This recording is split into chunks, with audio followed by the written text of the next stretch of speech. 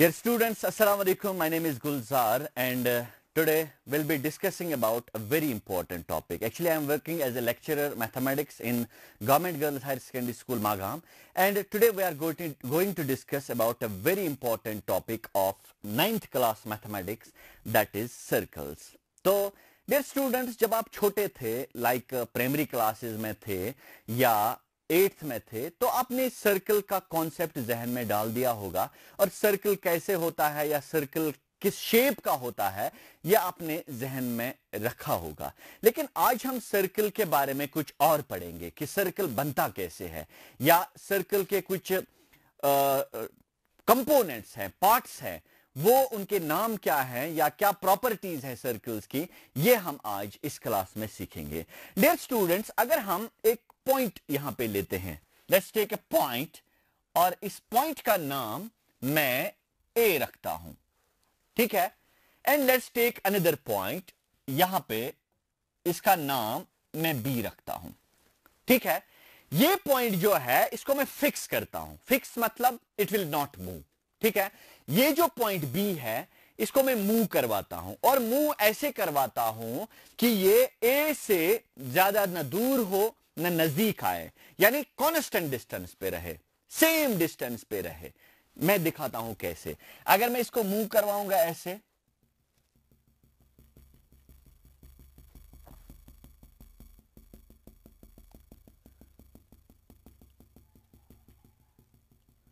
और ऐसे मैंने इस पॉइंट को मूव करवाया कि जो डिस्टेंस है ए से लेके बी तक, फिर ए से लेके यहां तक, फिर ए से लेके यहां तक, फिर ए से यहां तक, फिर ए से लेके यहां तक, फिर ए से लेके यहां तक, ये सेम होनी चाहिए, ठीक है।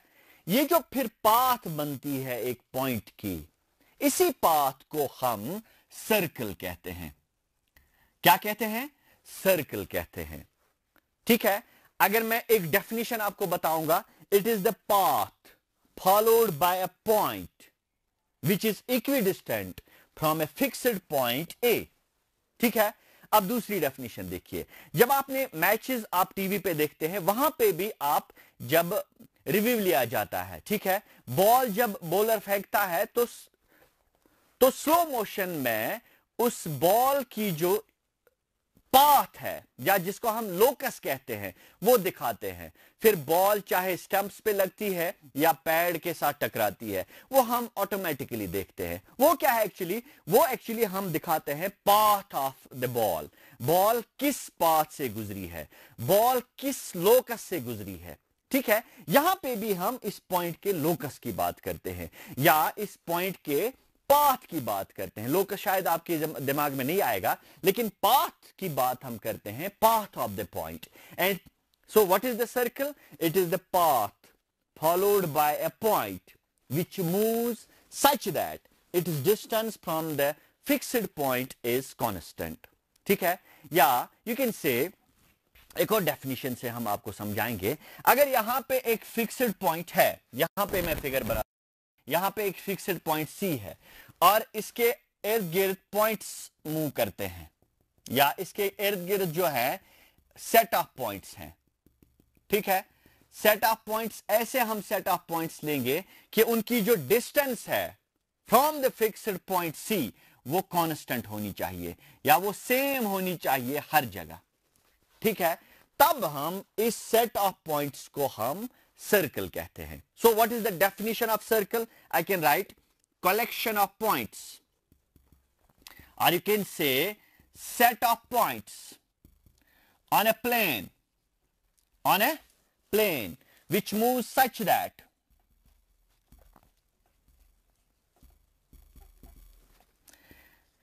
it is distance, or you can say distances from fixed point C is constant, ठीक है। कांस्टेंट डिस्टेंस से ये मूव करते हैं, तो इस पाथ को हम सर्कल कहते हैं, ठीक है। तो यहां पे मैं एक नया सर्कल ड्रॉ करता हूं, तो सर्कल की शेप कैसे बनेगी? वो बनेगी like this. This is the circle and this is the point, fixed point.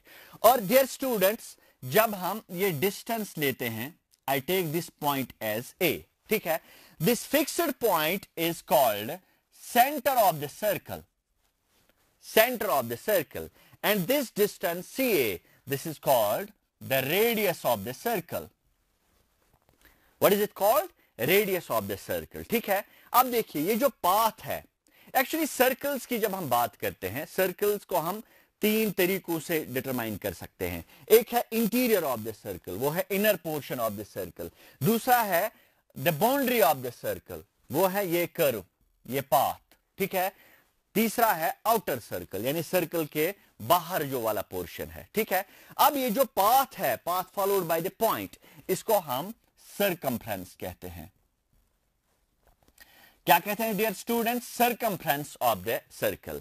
Dear students, इस सर्कमफ्रेंस के बारे में एक बहुत ही दिलचस्प वाकया मैं आपको बताना चाहूंगा। आपने यूक्लिड का नाम सुना होगा, Euclid. Euclid was a mathematician around 300 BC में वो जिंदा थे, या उनका जन्म हुआ था उनके उसके आसपास। तो यूक्लिड ने क्या किया, वो सर्कल्स बनाता था, छोटे सर्कल, बड़े सर्कल और मंजिले सर्कल और बहुत बड़े सर्कल्स। लाइक वो सर्कल्स के साथ ही खेलता था। तो वो क्या करता था, छोटे सर्कल, इससे बड़े सर्कल, इससे भी बड़े सर्कल और इससे भी बड़े सर्कल और बहुत बड़े सर्कल, ठीक है। फिर यूक्लिड ने क्या किया, यूक्लिड क्या करता था, वो इन सर्कल्स का जो ये डिस्टेंस है, जिसे हम ट्वाइस द रेडियस कहते हैं, रेडियस और रेडियस, इसको हम डायमीटर कहते हैं, डायमीटर। ये मैं बी रखता हूं, ठीक है। वो यूक्लिड क्या करता था, वो डायमीटर भी मेजर करता था और इसकी सर्कमफ्रेंस भी मेजर करता था। डायमीटर भी मेजर करता था और इसकी सर्कमफ्रेंस भी मेजर करता था। डायमीटर भी मेजर करता था और इसकी सर्कमफ्रेंस भी मेजर करता था। तो इंटरेस्टिंगली यूक्लिड ने क्या पाया, जब भी चाहे छोटा सर्कल हो या बड़ा सर्कल हो या बहुत बड़ा सर्कल हो, जब भी वो इन दो का रेशियो लेता था, यानी सर्कमफ्रेंस और डायमीटर का रेशियो लेता था, वो हमेशा एक ही नंबर के आसपास आता था, लाइक 3.14 या समथिंग लाइक दैट। उसने, यूक्लिड ने इसी रेशियो का नाम पाई रखा। क्या रखा dear students? Pi. So what is pi? Pi is actually the ratio of circumference to the diameter. Diameter आप जानते हैं, यहां पे डायमीटर जो है that is the twice of the radius. So you can write circumference divided by twice radius is pi. So you can write circumference is equal to 2 pi r. ठीक है, इस तरह से हमने circumference, अगर एक सर्कल का रेडियस दिया हुआ है, we can find out approximately its circumference. ठीक है, तो circumference कैसे निकाल पाएंगे? Circumference is 2 pi r. ठीक है, subject to the condition that r is given. ठीक है, pi you can take 22/7, or there are some approximate values of pi, but remember dear students, pi is an irrational number. 22/7 is not its exact value, it's its approximate value. So that is why sometimes students get confused why pi is irrational and 22/7 is rational. Yes, of course, pi is an irrational number and 22/7 is a rational number. 22/7 is its approximate value, not an exact value. So हम आगे बढ़ेंगे। जब हमने circle की बात की, तो यहां पे जब हम सर्कल ड्रॉ करते हैं, ठीक है, तो दिस इज द सेंटर।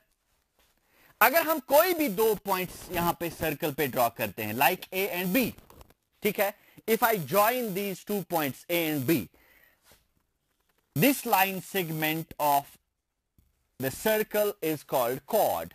ठीक है, what is chord? Chord is the line segment joining any 2 points on the circle. ठीक है, तो chords बहुत सारे हो सकते हैं, like this is the chord, this is also the chord, here we have another chord, this is the chord, this is also the chord, but a very important chord that passes through the center, PQ.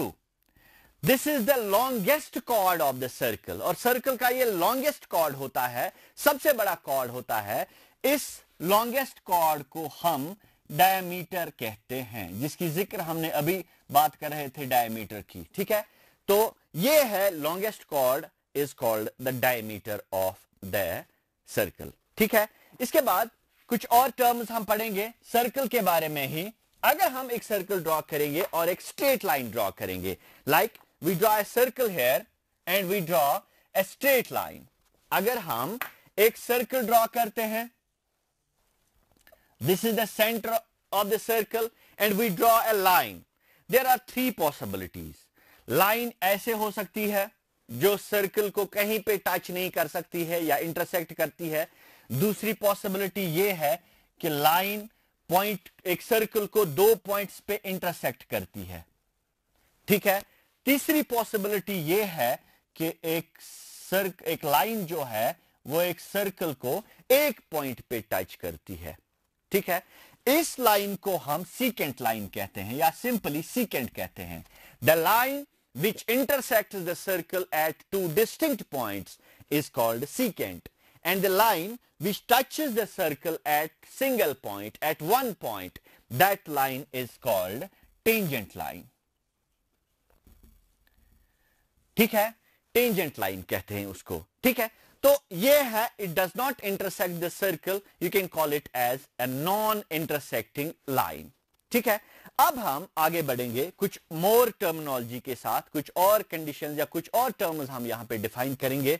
वो है cord भी हमने define किया, diameter भी, secant भी, tangent भी। अब देखिए, I take the part of a circle, that is, if this is the circle and I cut the part of the circle, this is C, and this part of the circle is called arc. This AB is called the arc. What is arc? Arc is a very small part, or it may be big part, but a part of the circle is called arc. इसको हम कैसे denote करते हैं? इसको हम AB और ऊपर ऐसे आर्क से डिनोट करते हैं। This is the arc AB।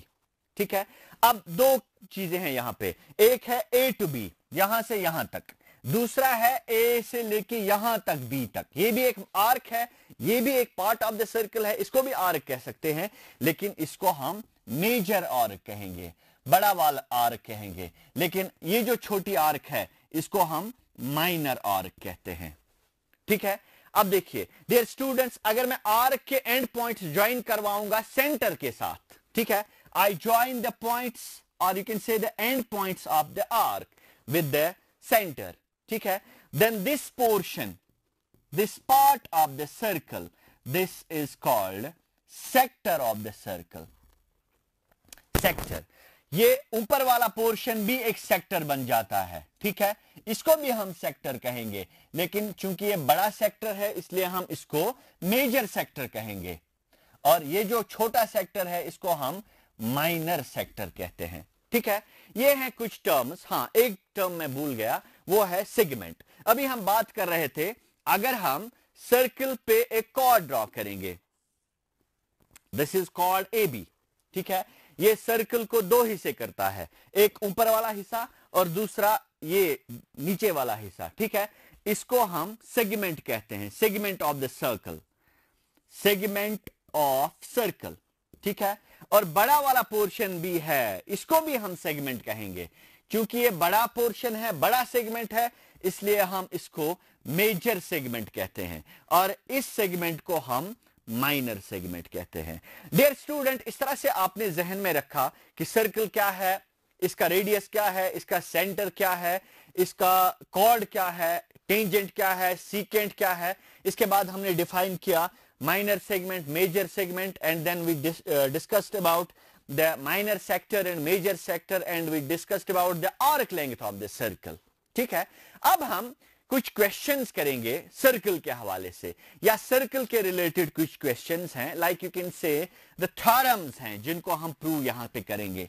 First of all, and हाँ डियर स्टूडेंट्स, ये जो डेफिनेशंस मैंने आपको यहां पे दिखाई, ये बुक पे भी आप देख सकते हैं, बुक पे ये सारी डेफिनेशंस लिखी हुई है, आप वहां से भी कॉपी कर सकते हैं, लेकिन अंडरस्टैंड करना मस्ट है कि किस पार्ट को हम क्या नाम देते हैं। ठीक है, अब हम एक थ्योरम पे आते हैं।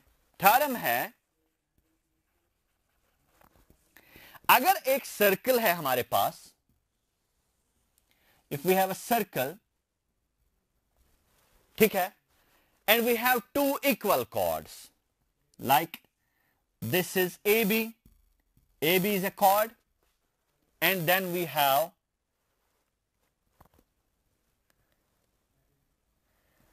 PQ, PQ is another chord, ठीक है, मैं PQ यहां पे लेता हूं, let's take P here and then Q here, ठीक है.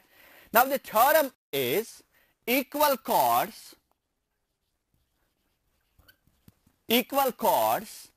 subtend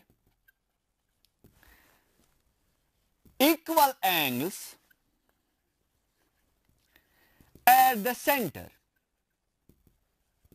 यानी अगर हमारे पास दो इक्वल कॉर्ड्स हैं AB एंड PQ, और ये जो AB सेंटर C के साथ एंगल बनाता है, ये बराबर होगा उस एंगल का जो PQ कॉर्ड सेंटर के साथ बनाता है, ठीक है. Now we will prove this theorem. आपने समझ लिया ना what actually theorem is. Theorem says equal chords, अगर हमारे पास दो इक्वल कॉर्ड्स है, ठीक है. Now we will prove this theorem. आपने समझ लिया ना what actually theorem is. Theorem says equal chords, अगर हमारे पास दो इक्वल कॉर्ड्स हैं PQ एंड AB, वो जो सेंटर के साथ एंगल बनाते हैं वो भी एंगल्स जो हैं वो बराबर होंगे. This is the theorem. So we'll be proving this theorem right now. इसके लिए हम पहले लिखेंगे what is given. Given is two chords, or you can say two equal chords. Two equal chords AB and PQ of a circle. Of a circle with center C. जिसका centre जो है C के बराबर है. Now what is to prove? तो prove क्या करना है हमें? We have to prove angle ACB is equal to, ये angle is equal to angle PCQ. ये हमें प्रूव करना है.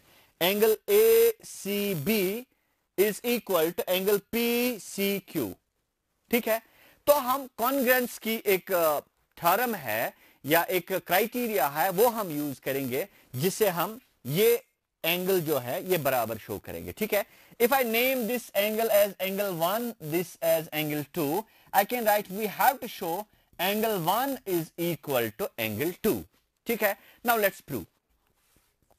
तो प्रूफ कैसे हम करेंगे इस थ्योरम का, ठीक है. I take the two triangles, मैं लिखूंगा in triangle ACB, this is the triangle ACB, and triangle PCQ, this is the triangle PCQ, ठीक है.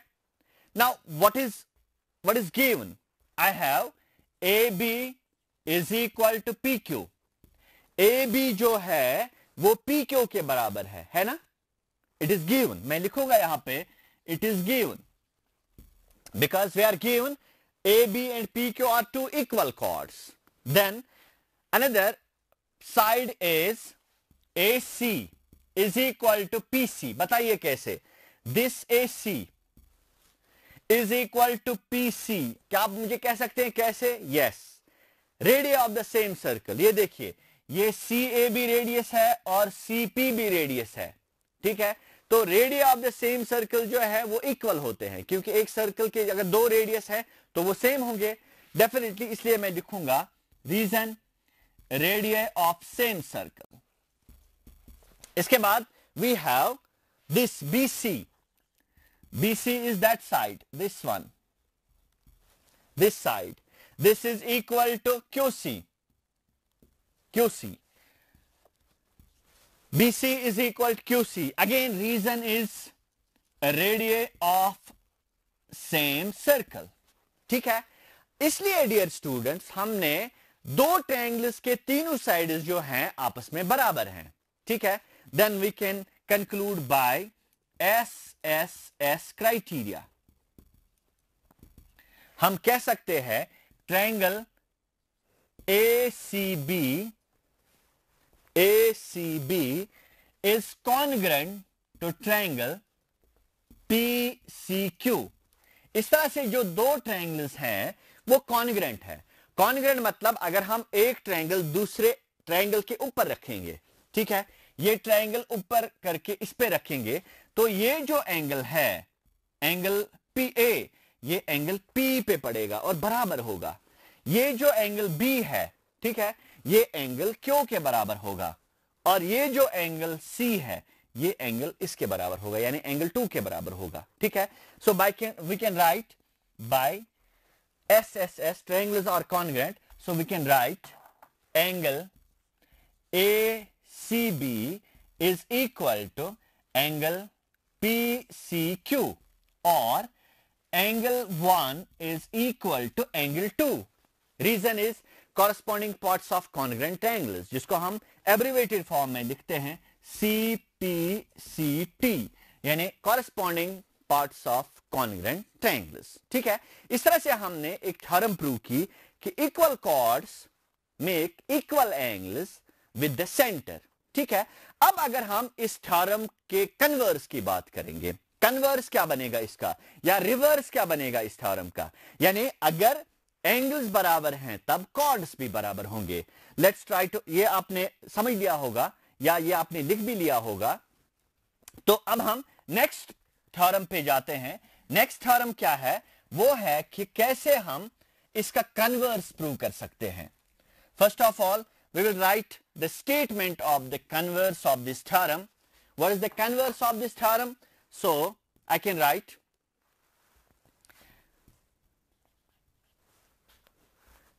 if two chords